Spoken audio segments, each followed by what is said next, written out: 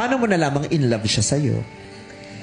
Nung pinakitaan ka na ng effort. Ay, so doon mo na malayang mahal ka? Yes. Paano mo nalamang hindi ka na niya mahal? Yung nanghihingi ka na ng atensyon. Kasi nung una, hindi mo naman hinihingi kung saan niyang binibigay. Pero nung dumating sa punto na hinihingi mo na, tinatanong mo na, ba't hindi mo na to ginagawa?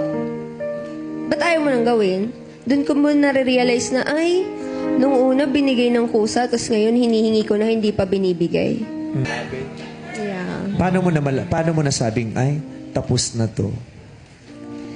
Kasi, ang dami mo nang nabigay na pagkakataon, pero dumating pa rin sa punto na may ginawa pa rin siya para masaktan ka.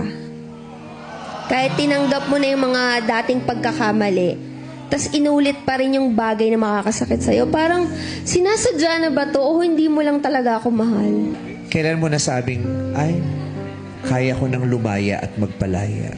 Kasi minsan, di ba, alam mong tapos na, pero ayaw mong maging malaya, di ba? Di ba? Alam mo yung sa sarili mo kung ano yung dapat mong ginawa, yung tama. Pero minsan yung tama, ayaw mo eh. Kasi hindi yun ang masarap sa pakiramdam.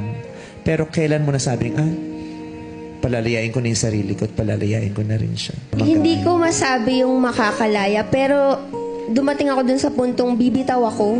Kasi hindi ko deserve na paulit-ulit kang sasaktan. Oo.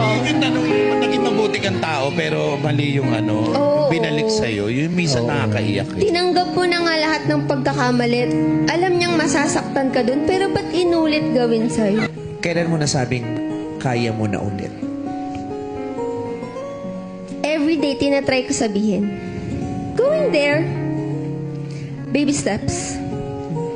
I'm proud of you. Tama, grabe. Iyak si Jacket. Oh, Jackie!